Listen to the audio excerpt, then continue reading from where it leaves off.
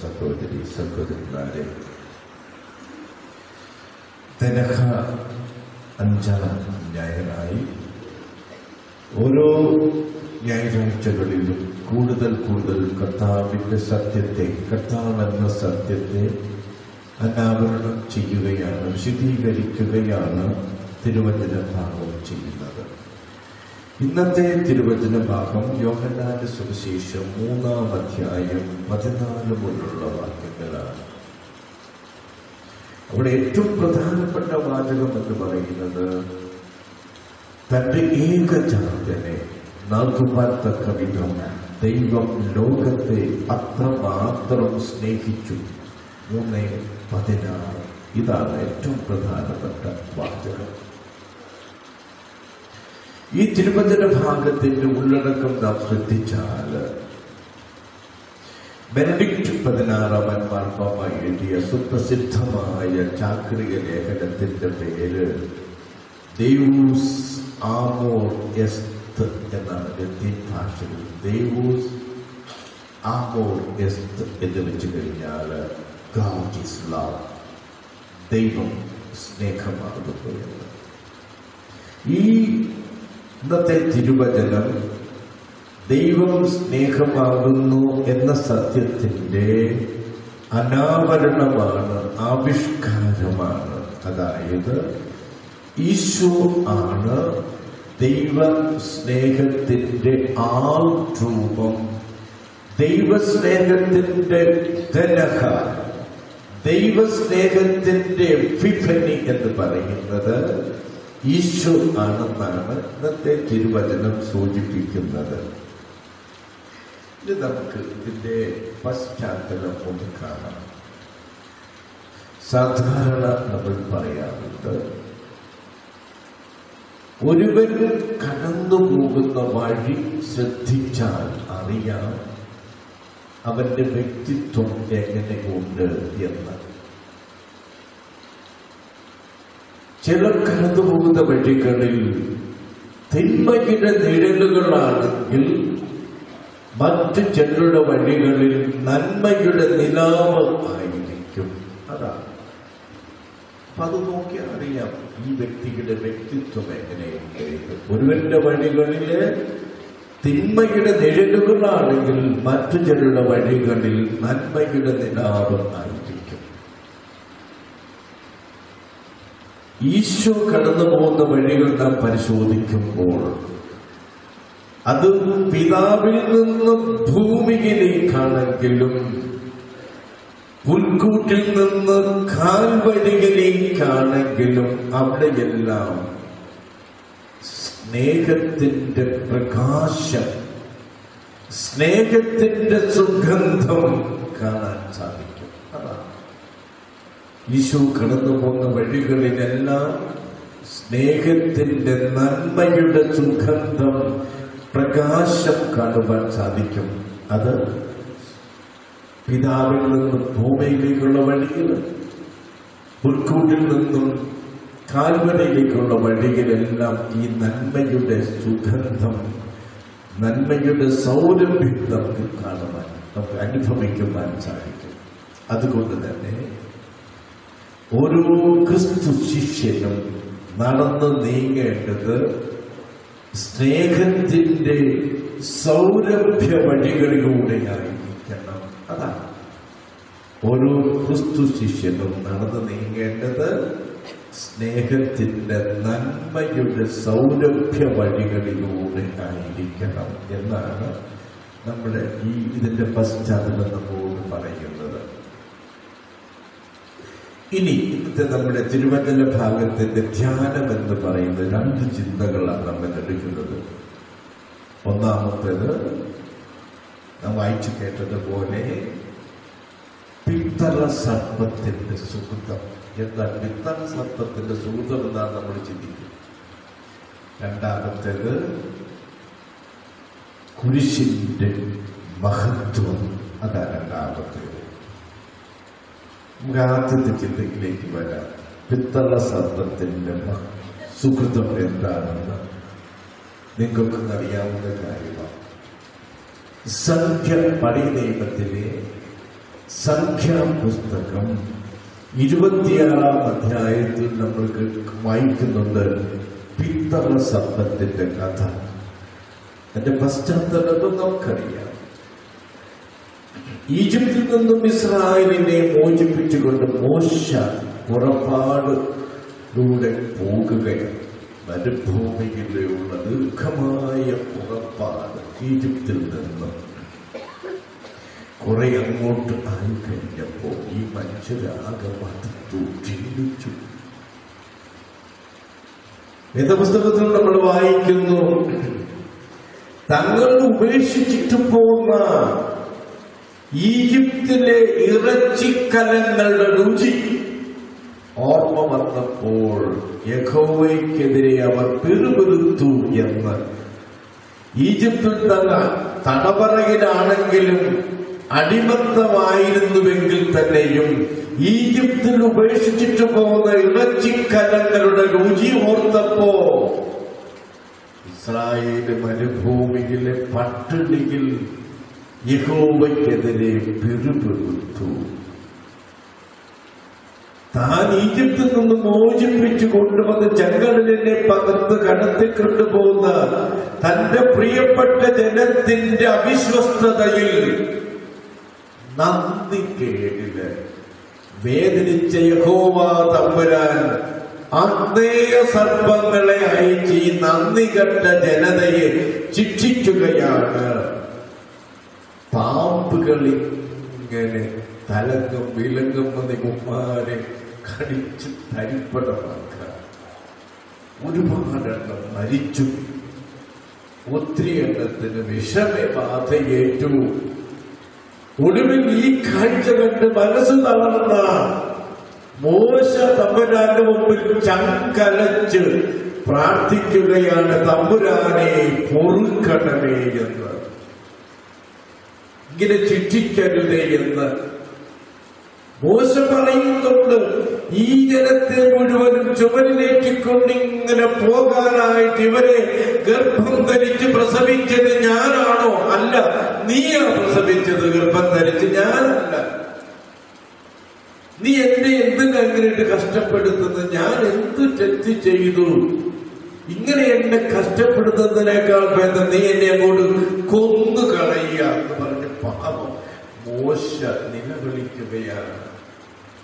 ഒടുവില് മനസ്സലിഞ്ഞ യഹോവ തമ്പുരാൻ മോശയോട് പറയുന്നു, മോശ, നീ മരുഭൂമിയിൽ പിത്തള സർപ്പത്തെ ഉയർത്തുക. ആ സർപ്പത്തിലേക്ക് നോക്കുന്നവരൊക്കെ രക്ഷ പ്രാപിക്കും. പാമ്പുകടിയേറ്റവരൊക്കെയും വിഷബാധയിൽ നിന്ന് മോചനം നേടുമെന്ന് പറഞ്ഞുകൊണ്ട് യഹോവ പരിഹാരം പറഞ്ഞു കൊടുക്കുകയാണ്. മോശ മരുഭൂമിയിൽ പിത്തള സർപ്പത്തെ ഉയർത്തി. ആ പിത്തള സർപ്പത്തിലേക്ക് നോക്കിയവരെല്ലാം രക്ഷ പ്രാപിച്ചു. പ്രിയപ്പെട്ടവരെ, ഈ പിത്തള സർപ്പം നൂറ്റാണ്ടുകൾക്ക് ശേഷം കാൽവരിയിൽ ഉയർത്തപ്പെടുന്ന ഈശോയുടെ ക്രൂശിതന്റെ പ്രതിരൂപമായിരുന്നു. അത് നമുക്കറിയാം. നൂറ്റാണ്ടുകൾക്ക് ശേഷം കാൽവരിയുടെ ഉച്ചിയിൽ ഉയർത്തപ്പെടേണ്ടിയിരിക്കുന്ന ക്രൂശിതന്റെ പ്രതിരൂപമായിരുന്നു പിത്തള സർപ്പം. അപ്പോ ആളുകൾ നോക്കിയത് എങ്ങോട്ടാണ്? ക്രൂശിതനിലേക്ക്. ക്രൂശിതനിലേക്ക് നോക്കിയവരൊക്കെയും രക്ഷപ്പെട്ടു. ക്രൂശിതന്റെ പിന്നിലെ വികാരം എന്തായിരുന്നു? ദൈവത്തിന്റെ സ്നേഹം. അതാണ് പിത്തള സർപ്പത്തിന്റെയും ക്രൂശിതന്റെയും പിന്നിലുള്ള വികാരം ദൈവത്തിന്റെ അതിരുകളില്ലാത്ത സ്നേഹമായിരുന്നു. അപ്പോ ഇതാണ് പിത്തള സർപ്പത്തിന്റെ പുണ്യം. അപ്പോ ഈ പിത്തള സർപ്പം എന്ന് പറയുന്നത് ദൈവത്തിന്റെ സ്നേഹത്തിന്റെ അനാവരണമാണ്, ദൈവത്തിന്റെ സ്നേഹത്തിന്റെ ആവിഷ്കാരമാണ് നമ്മൾ തിരിച്ചറിയുന്നത്. അപ്പോ ക്രൂശിതനിലേക്ക് നോക്കിയവരൊക്കെയും രക്ഷ പ്രാപിച്ചു. ഇന്നും ക്രൂശിതനിലേക്ക് വിഴി ഉയർത്തുന്നവൻ രക്ഷ പ്രാപിക്കും.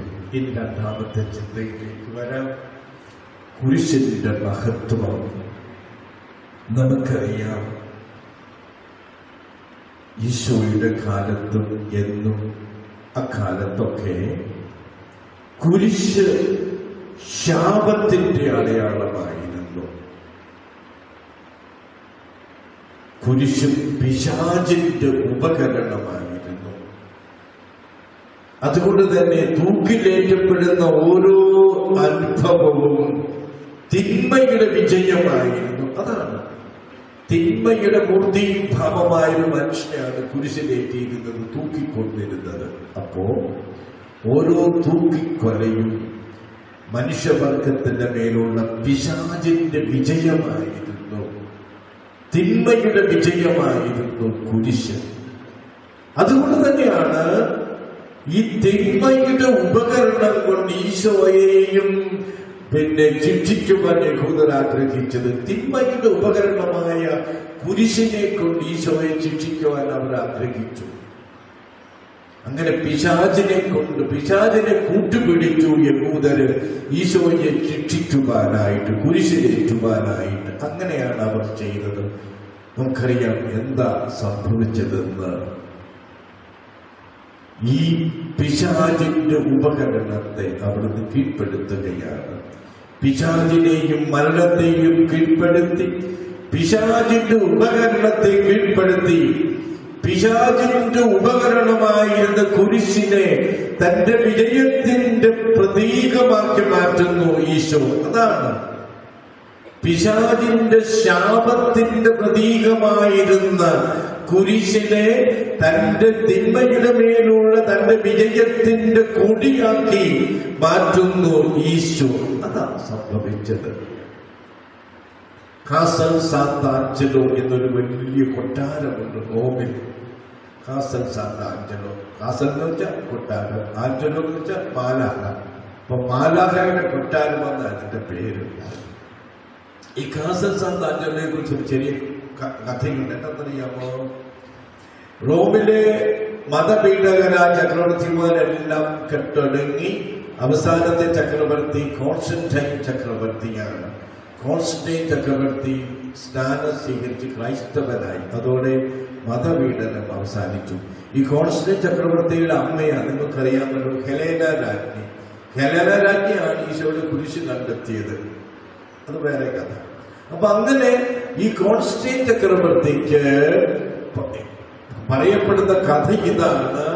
കാസൽ സാന്താഞ്ചലോ കൊട്ടാരത്തിന്റെ മേളിൽ ഉച്ചിയില് ഒരു മാലാഖ കാണപ്പെട്ടിട്ടും ചക്രവർത്തിക്ക് ചൂണ്ടിക്കാണിച്ചു കൊടുത്തു, ഈ അടയാളത്തിൽ നീ വിജയിക്കും എന്ന് വെച്ചു കഴിഞ്ഞാല് കുരിശിന്റെ അടയാളത്തിൽ നീ വിജയിക്കുമെന്ന് കാണിച്ചു കൊടുത്തു. പിന്നീട് അങ്ങോട്ട് എല്ലാ ക്രൈസ്തവ പടയോട്ടങ്ങളുടെയും കൊടി കുരിശിന്റെ കൊടിയായിട്ട് മാറി. നമുക്കറിയാം, മറ്റ് ശതകങ്ങളിലെല്ലാം പിന്നീട് ക്രൈസ്തവർ നടത്തിയ എല്ലാ യാത്രകളിലും എല്ലാ പടയോട്ടങ്ങളിലുമെല്ലാം കപ്പലിൽ നാട്ടിയിരുന്ന കൊടി കുരിശെന്ന കൊടിയായിരുന്നു. അങ്ങനെയാണ് ഈ അടയാളത്തിൽ നീ ജയിക്കുമെന്നുള്ള ആ ഇത് വന്നത് നമ്മൾ കോൺസ്റ്റന്റൈൻ.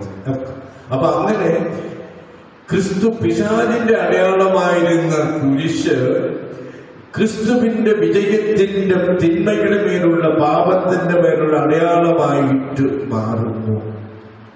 പക്ഷെ ഒരു കാര്യമുണ്ട് പ്രിയപ്പെട്ടവരെ, കുരിശിൽ ക്രിസ്തു ഇല്ലാത്ത കുരിശ് ഇന്നും പിശാചിന്റെ ഉപകരണമാണ്. ക്രിസ്തു ഇല്ലാത്ത കുരിശ് നമ്മൾ നോക്കിയാൽ കാണാം. ചട്ടപ്പികള്, കള്ളന്മാര്, പിന്നെ പാപിനികളായ സ്ത്രീകൾ, ഇവരൊക്കെ കുരിശിടാറുണ്ട് കഴുത്തേലേ. അല്ല, ചട്ടപ്പികളുടെ കഴുത്തിൽ കുരിശ് കാണാം. ഇത് സിനിമകളിലൊക്കെ എങ്ങനെ പറഞ്ഞോ, ഈ പറഞ്ഞ കുരിശിട്ടവന്മാരായ ചട്ടമ്പികളല്ല. കുരിശിട്ട സ്ത്രീകളാണ് മിക്കവാറും പാപിനികളായ കോൾ ഗേൾസ് ആയിട്ട് വരുന്നത്.